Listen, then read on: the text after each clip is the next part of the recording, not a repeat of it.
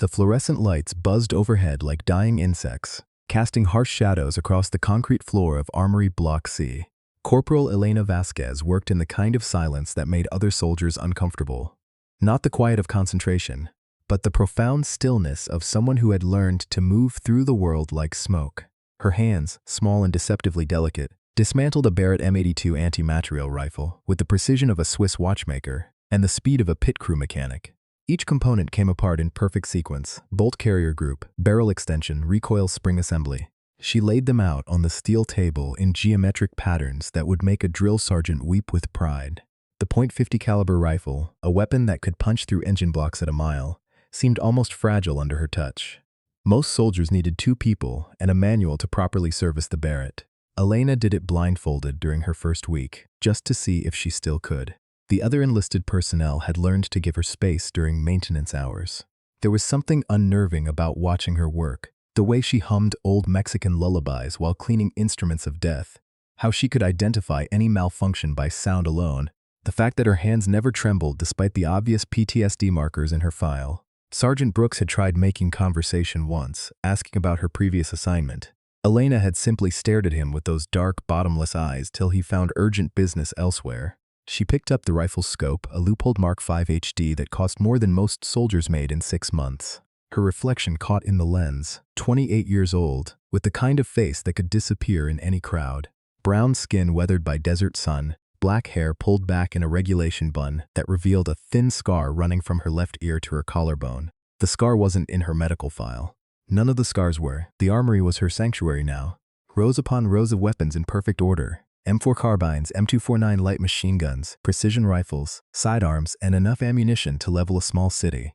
Each weapon had its own personality, its own quirks and preferences. The M24 in Rack 7 pulled slightly left after 300 rounds. The M110 near the door had a trigger that broke clean at exactly 4.2 pounds. She knew them all intimately, the way a pianist knows the feel of every key. Her phone buzzed, a text from Dr. Martinez at the VA. Missed appointment again, please call. Elena deleted it without reading twice. She'd had enough of sitting in beige rooms, talking about feelings with people who measured trauma in clinical terms. The pills made her slow, made her soft. Out here, with the weight of familiar steel in her hands, she could almost pretend she was still whole.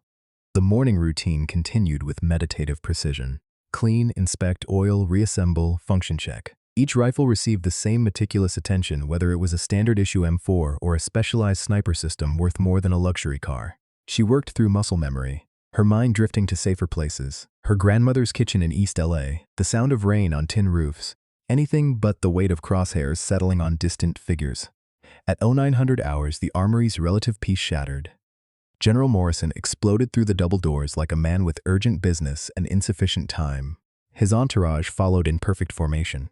A nervous aide clutching a tablet, 2 MPs with the dead-eyed stare of career soldiers, and Sergeant Major Rodriguez, whose mere presence could make recruits wet themselves. Morrison had the kind of bearing that demanded immediate attention. 6 feet of military precision wrapped in dress blues that cost more than Elena's monthly salary. The general expected the usual theater. Soldiers snapping to attention, paperwork hastily organized, the choreographed dance of lower ranks scrambling to accommodate higher authority. Instead, he found Elena Vasquez humming Las Mañanitas while field stripping an M24 sniper rifle with the casual efficiency of someone folding laundry. She didn't look up, didn't acknowledge his presence with so much as a pause in her rhythm. The bolt came out, then the firing pin assembly, each component joining its brothers on the meticulously organized workspace.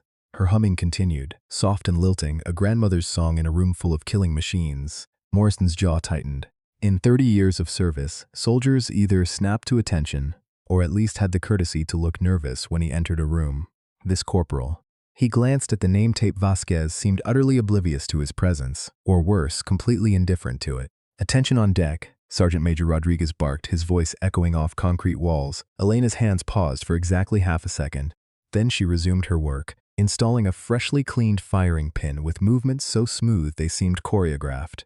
She set down the rifle and finally looked up, meeting Morrison's gaze with eyes that held no deference, no fear, and no recognition of his authority. They were the eyes of someone who had seen things that made military hierarchy seem like a child's game. "General," she said simply, her voice carrying the faintest trace of a Los Angeles accent. "You need something?" The aide's tablet clattered to the floor. Sergeant Major Rodriguez looked like he was contemplating immediate court-martial proceedings. Morrison himself felt something he hadn't experienced in years, genuine surprise. This wasn't disrespect. Disrespect had energy, emotion behind it. This was something far more unsettling. This was indifference from someone who had clearly moved beyond caring about the things that motivated normal soldiers. But it was her hands that truly caught his attention. In 3 decades of military service, Morrison had learned to read soldiers through their tells. Nervous energy, trembling fingers, the 1,000-yard stare, all symptoms of minds struggling to process what they'd seen and done. Elena's hands remained perfectly steady as she reached for the next rifle in line. No tremor, no hesitation, just the fluid competence of someone whose muscle memory had been carved by repetition and necessity. Most PTSD transfers couldn't handle weapons without flashbacks. Their files usually included restrictions on armory duty for exactly that reason. Yet here was Corporal Vasquez, surrounded by enough firepower to equip a small army, working with the calm focus of a master craftsman. It didn't add up. Morrison's eyes swept across her uniform, looking for clues. Standard-issue ACUs, properly maintained but worn with the comfortable familiarity of someone who'd forgotten they were wearing a costume. Combat boots polished to regulation shine, though the leather showed the kind of wear that came from real use, not parade ground posturing. Her name tape was properly positioned, rank insignia correctly placed. Then he saw her dress uniform hanging on a nearby hook, awaiting some future inspection or ceremony. The ribbon rack caught his attention first, a respectable collection for someone her age and apparent rank. Combat Action Badge, Good Conduct Medal, the usual assortment of deployment ribbons that told the story of a soldier who'd done her time in the sandbox. But there, nestled between an Army Achievement Medal and an Afghanistan Campaign Medal, was something that made Morrison's blood run cold. A small silver badge, no larger than a quarter, bearing the distinctive crossed rifles of a sniper qualification. But this wasn't the standard marksman insignia that hundreds of soldiers earned each year. Below the rifles, etched in precise numerals that seemed to shimmer under the fluorescent lights, were 4 numbers that represented something far more extraordinary. 3,847. 3,847 meters. Morrison's mouth went dry as the implications hit him like a physical blow. He knew those numbers. Every general officer in the U.S. military knew those numbers, though most had never seen them displayed so casually on a uniform hanging in a routine armory inspection. Nearly 2.4 miles. A shot that defied physics, probability, and human capability. A shot that existed in classified files and whispered conversations among the military's most elite circles.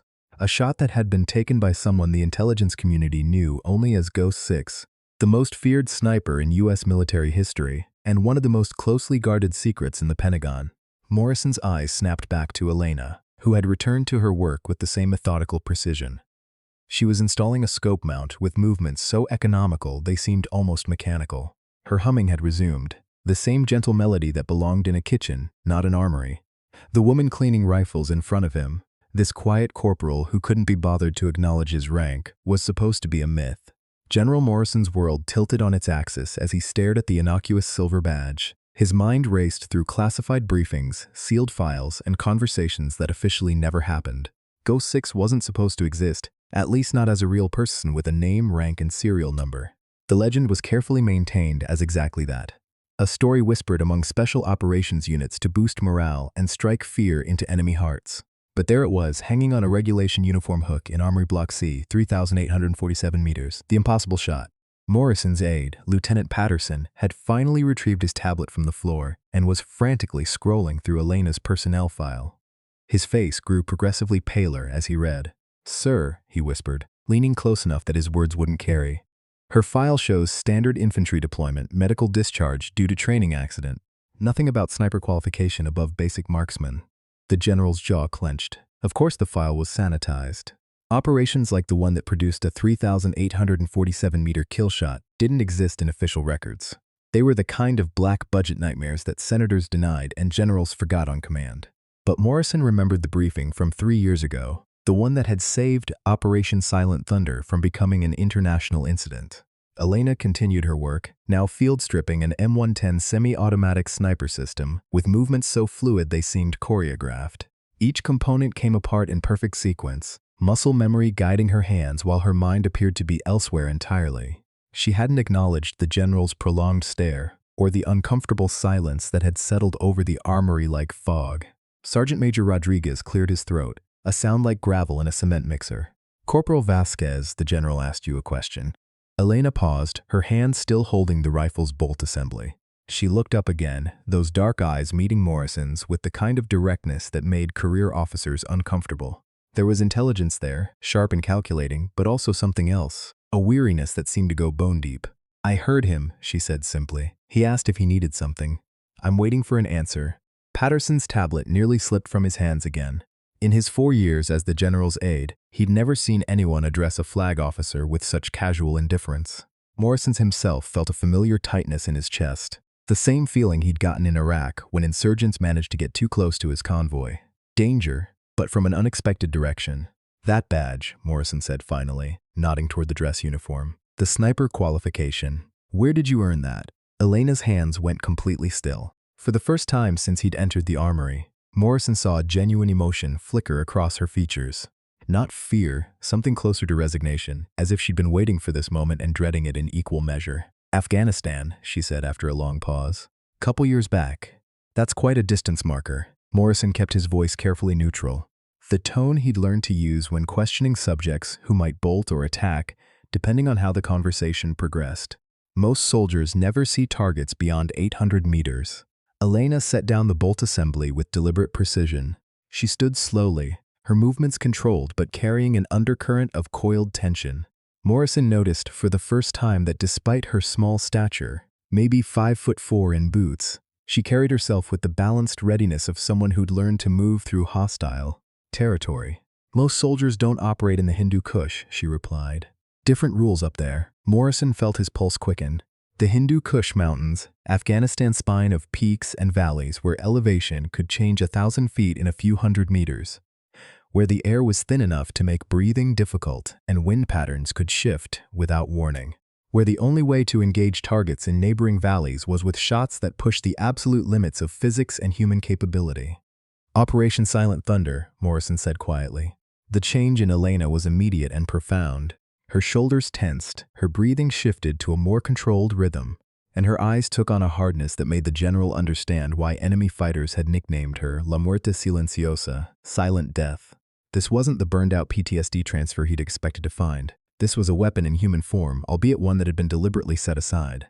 That operation is classified, Elena said, her voice carrying a warning that made Sergeant Major Rodriguez instinctively shift his weight to a more defensive stance. Above your security clearance, Corporal, Morrison replied, but there was no authority in his voice. He was probing now, trying to understand what he was looking at. Unless you were directly involved, Elena laughed, a sound devoid of humor that echoed off the concrete walls like a gunshot. Directly involved. That's one way to put it. She moved to a secure locker at the far end of the armory, entering a combination that she'd clearly memorized down to muscle memory. The heavy door swung open to reveal specialized equipment that had no business in a routine weapons storage facility. Night vision scopes worth more than most cars, range-finding equipment that could calculate atmospheric conditions to the decimal point, and ammunition that was manufactured to tolerances measured in thousandths of an inch. From the back of the locker, she retrieved a case that looked innocuous enough, black polymer, roughly the size of a briefcase. But Morrison recognized it immediately. It was a deployment case for the M2010 Enhanced Sniper Rifle, the military's most advanced precision weapon system. The kind of rifle that cost taxpayers $17,000 each and required months of specialized training to operate effectively. Elena opened the case with practiced efficiency. Inside, nested in custom-cut foam, was what appeared to be a standard M2010. But Morrison's trained eye caught the modifications immediately. A custom barrel that was slightly longer than regulation, scope mounts that had been precision-machined rather than mass-produced, and wear patterns that spoke of extensive field use under extreme conditions. This is Whisper, Elena said, her voice taking on a different quality, part reverence, part regret. She's been with me for 4 years. 3 deployments, 17 confirmed kills, and 1 shot that shouldn't have been possible. Morrison felt his mouth go dry. Military snipers were notoriously superstitious about their weapons, often naming them and treating them like trusted partners. But they didn't usually keep those weapons after discharge, and they certainly didn't store them in routine armories, unless the weapons and the shooters were too valuable to let go entirely. The Taliban had 17 hostages, Elena continued, her hands moving over the rifle's surface with the gentle touch of someone greeting an old friend. Aid workers, mostly, a few journalists. They were going to execute them on video, make it a propaganda victory. Our intel said the compound was in a valley 12 kilometers from the nearest Overwatch position. Patterson's fingers flew over his tablet, pulling up topographical maps of Afghanistan that were 3 years out of date but still classified above his pay grade. Morrison didn't need to see the maps. He'd studied them obsessively after the mission briefing that had made Operation Silent Thunder a legend in special operations circles. 12 kilometers, Morrison repeated. That's beyond the effective range of any rifle system we field. Not quite, Elena said with a ghost of a smile that held no warmth. Not if you account for the altitude differential, the atmospheric conditions, and the fact that the target was backlit against a white wall. And not if you're willing to take a shot that has about a 3% chance of success. She lifted the rifle from its case, checking the action with movements so automatic they seemed unconscious. Morrison watched her transform as she held the weapon, the tired, indifferent corporal disappearing behind the focused intensity of a master craftsman examining her finest work. The math was insane, Elena continued, her voice taking on the distant quality of someone recounting a vivid dream. Wind speed varying by elevation, air density at 11,000 feet, rotation of the Earth affecting bullet trajectory over that distance. The ballistics computer said it couldn't be done. My spotter said I was wasting ammunition. Command said to wait for closer assets. But you took the shot, Morrison said, understanding now why the mission had been classified at levels that made senators uncomfortable. Elena's hands stilled on the rifle. When she looked up, her eyes held the weight of memories that no amount of therapy could fully address. 17 people were going to die in the next 30 seconds. The target was a high-value individual with intelligence that could save hundreds more lives. And I had 1 round in the chamber and a rifle that had never let me down. She paused, her gaze distant. So yes, General. I took the shot. The silence in the armory stretched like a taut wire, broken only by the distant hum of ventilation systems and the barely audible tick of Elena's wristwatch. General Morrison found himself holding his breath, waiting for her to continue a story that existed in classified files he'd read but never fully believed. Lieutenant Patterson had stopped pretending to work on his tablet, staring openly at the woman who had just claimed responsibility for one of the most impossible military achievements of the modern era. Elena's hands moved over the rifle with the reverence of someone touching a religious artifact. Her fingers traced the custom barrel, lingering on scratches and wear marks that told stories of their own. When she spoke again, her voice carried the flat, clinical tone of someone recounting medical procedures rather than life-and-death decisions. The math took me 43 minutes to work out by hand, she said, setting the rifle carefully on the workbench. Wind speed at my position was 8 knots from the northwest. At target elevation, the meteorological data suggested 12 to 15 knots, variable direction. Air temperature was -4 Celsius at my height, but the valley was warmer, maybe 6 degrees above zero. Morrison felt his understanding of battlefield physics stretch to its breaking point. Even with perfect conditions, a shot beyond 3 kilometers required calculations that pushed human capability to its absolute limit. At 3,847 meters, in mountainous terrain with variable conditions, the shot should have been mathematically impossible. The Coriolis effect alone, Morrison began, then stopped as Elena's expression shifted to something approaching amusement.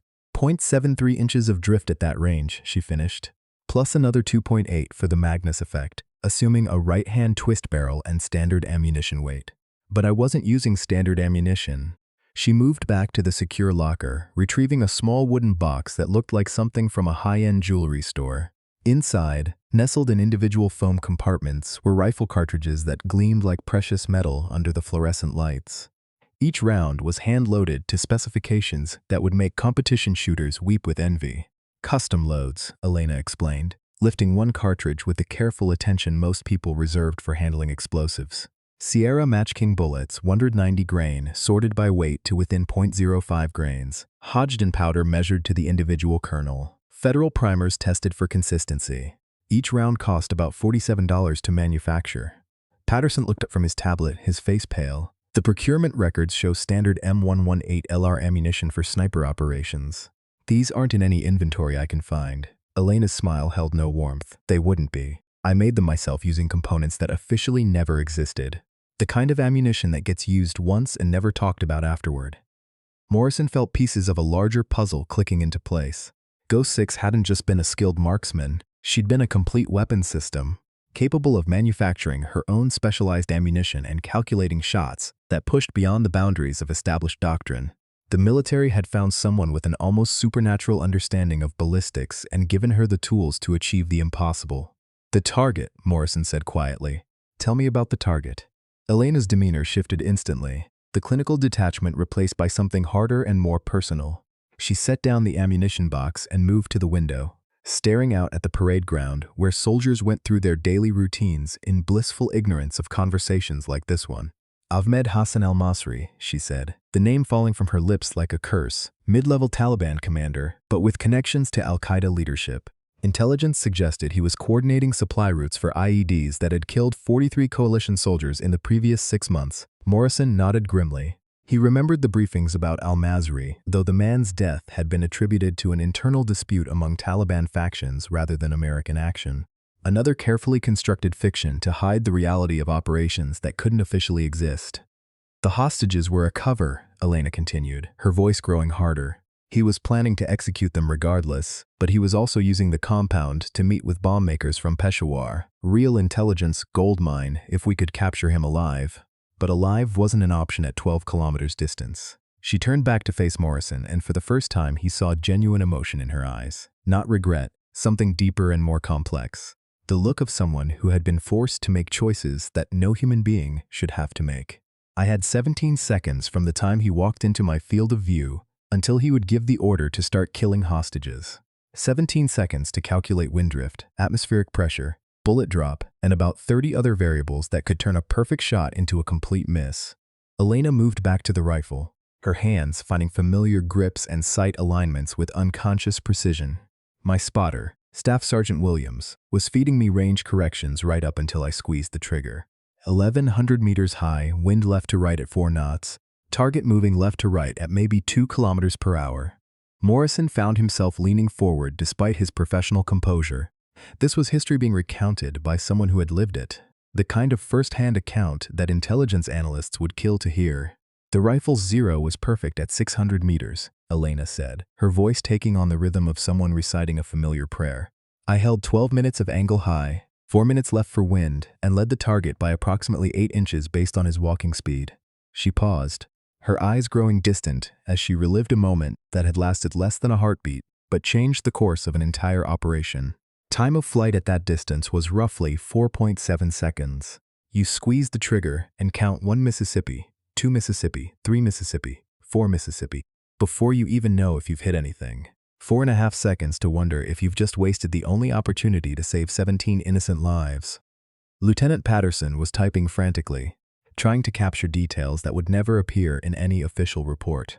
Sergeant Major Rodriguez had gone completely still, the kind of motionless attention that career soldiers reserved for accounts of genuine heroism. "Impact," Elena said simply. "Center mass through the scope he was using to identify execution targets." Al-Masri was dead before his body hit the ground, and the shot was so clean that his security detail spent 30 seconds looking for the shooter before they realized he'd been killed from outside the valley entirely. Morrison felt a chill run down his spine.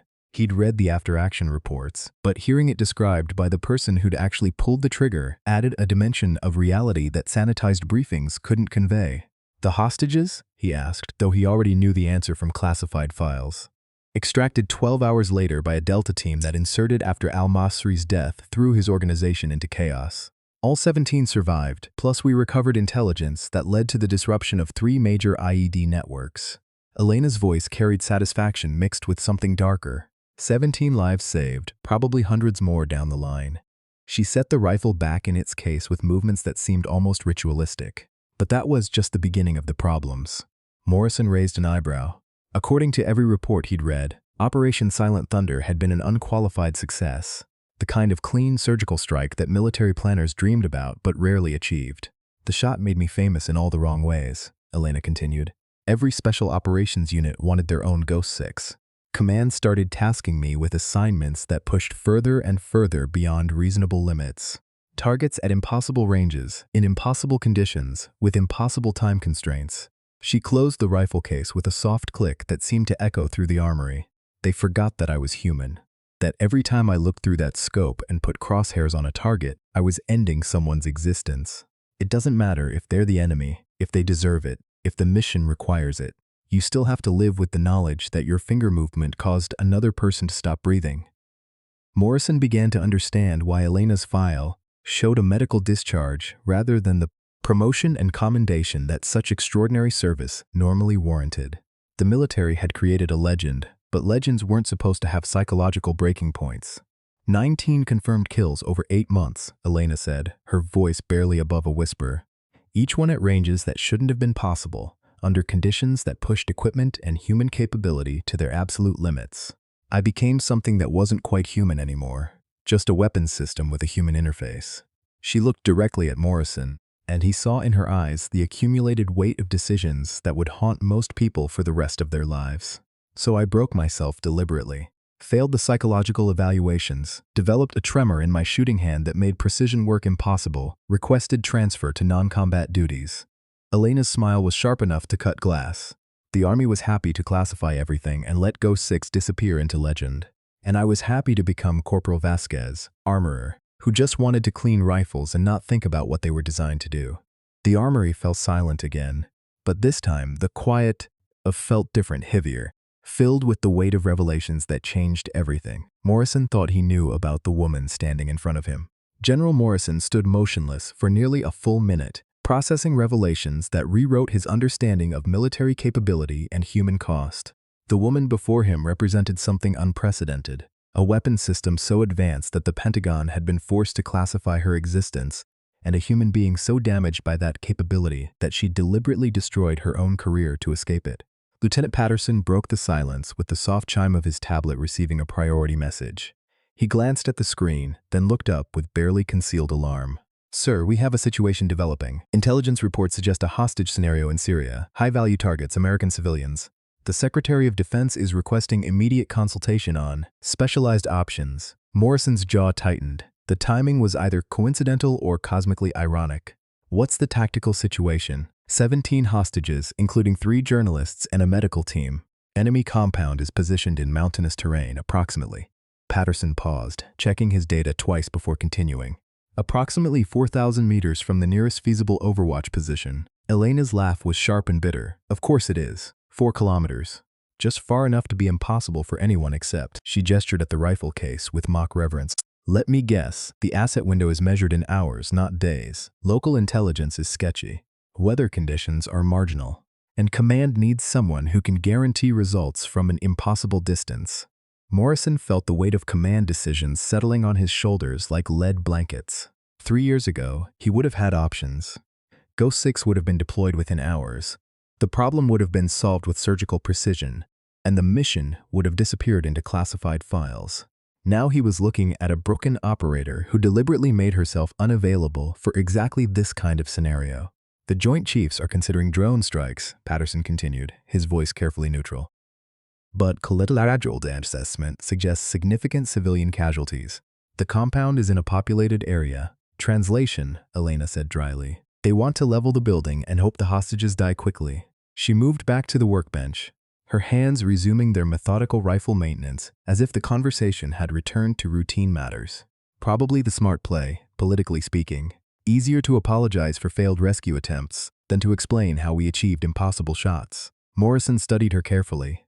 Despite the casual tone, he could see tension in her shoulders, a slight tremor in her hands that hadn't been there before. The woman who'd just claimed indifference to military operations was clearly affected by the knowledge that 17 people might die because she'd chosen peace over duty. "There are other snipers," Morrison said quietly. "Excellent ones. Some of the best marksmen in the world." Elena's hands stilled on the rifle she was cleaning. "At 4,000 meters? In mountains? With civilian lives hanging in the balance?" She looked up with eyes that held bitter knowledge. "General, the second longest confirmed kill shot in military history is 3,540 meters, taken by a Canadian sniper in Iraq under perfect conditions. What you're describing isn't just difficult, it's beyond the capability of anyone currently active." Sergeant Major Rodriguez cleared his throat, a sound that carried 30 years of military experience and hard-earned wisdom. "Ma'am, if you don't mind me asking, why did you really break yourself?" "Because from where I'm standing, it looks like you still have all the capability that made you legendary." Elena set down the rifle and faced Rodriguez directly. There was respect in her expression, the acknowledgement of one professional warrior recognizing another. "Sergeant Major, how many people have you killed in 30 years of service?" Rodriguez's face remained impassive, but Morrison could see the question hit home. Direct action? Maybe a dozen confirmed. More if you count artillery coordination and airstrikes where I couldn't verify individual targets. I killed 19 people in 8 months, Elena said simply. 19 human beings who were alive in the morning and dead by afternoon because I squeezed a trigger. Most soldiers never see their targets clearly enough to watch them die. I could count eyelashes at 3 kilometers. She moved to the window again, staring out at soldiers going through routine training exercises. The 13th kill was a woman. Taliban commander, absolutely legitimate target, intelligence value beyond question. But she was holding a baby when I took the shot. Clean kill, no collateral damage, the baby wasn't even injured. But I watched through a 20-power scope as that child tried to wake up his mother for 40 minutes before someone found them. The armory fell silent except for the distant sounds of military. Routine continuing outside. Morrison understood now why Elena's psychological evaluation had been deliberately failed.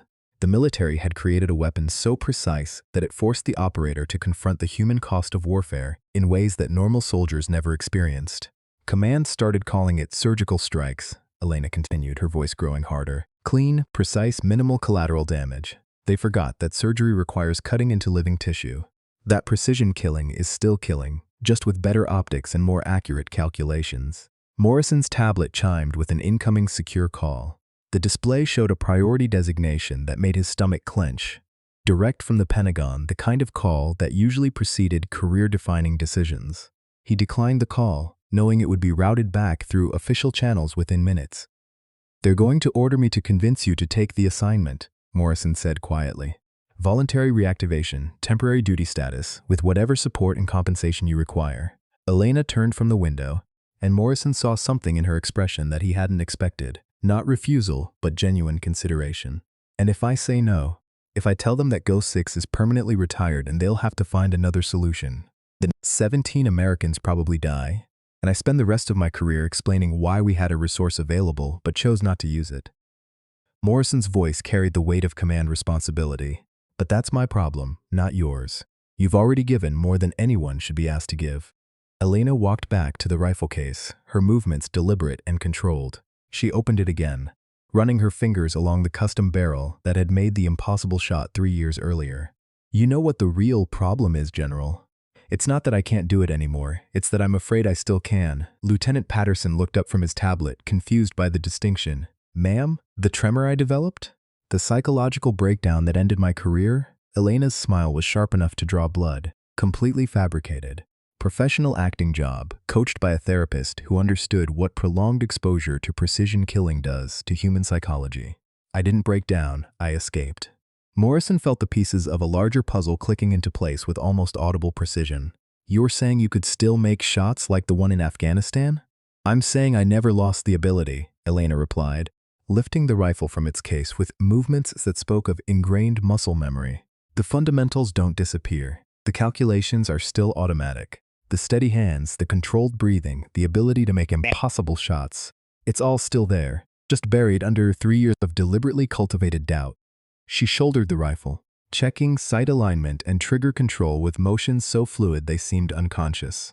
Morrison watched her transform again, the tired armorer disappearing behind the focused intensity of a master craftsman examining her life's work. "But here's what command never understood," Elena continued, lowering the rifle but keeping it at the ready. "Every shot I took changed me. Not just psychologically, physically. My nervous system learned to function at levels of precision that aren't sustainable for normal human life. I can thread a needle at arm's length without conscious thought, but I can't drink coffee without calculating trajectory and accounting for wind drift." Morrison's secure phone buzzed again. This time the display showed a direct line from the Secretary of Defense, a call he couldn't ignore indefinitely. He looked at Elena, seeing in her posture the coiled readiness of someone who'd spent years perfecting the art of controlled violence. 17 people, Morrison said quietly. Americans who were in the wrong place at the wrong time, but who don't deserve to die for someone else's political agenda. Elena closed her eyes, and Morrison could almost see her running calculations, not ballistic computations, but the more complex mathematics of moral responsibility and personal cost. When she opened them again, her expression held the resolved clarity of someone who'd reached a decision that would define the rest of her life. "I have conditions," she said finally. "Non-negotiable terms that make this work on my schedule, not the Pentagon's." Morrison nodded, understanding that he was about to negotiate with someone who held all the cards and knew exactly how to play them. First condition, this is the last time. After this mission, Ghost 6 disappears permanently. No recalls, no emergencies, no just one more time scenarios. I want documentation stating that my service obligation is complete and that any future attempts at reactivation will be considered harassment. Agreed, Morrison said without hesitation. Second, I choose my support team. My spotter, my intelligence analyst, my extraction plan. No Pentagon oversight, no command interference during tactical operations. Done. Third, when this is over, I want a new identity. Complete civilian status, relocated to somewhere the military can't find me even if they change their minds about honoring Condition 1. Morrison paused. That level of identity protection required resources and authorization that reached into intelligence agency territory. But 17 American lives outweighed bureaucratic complications. I'll make it happen. Elena nodded once, then began the methodical process of preparing equipment that hadn't been used operationally in 3 years. Then, let's go save some people, General. But after this, Ghost 6 is truly dead and Elena Vasquez disappears with her. Morrison watched her work, understanding that he was witnessing the resurrection of a legend and quite possibly its final performance.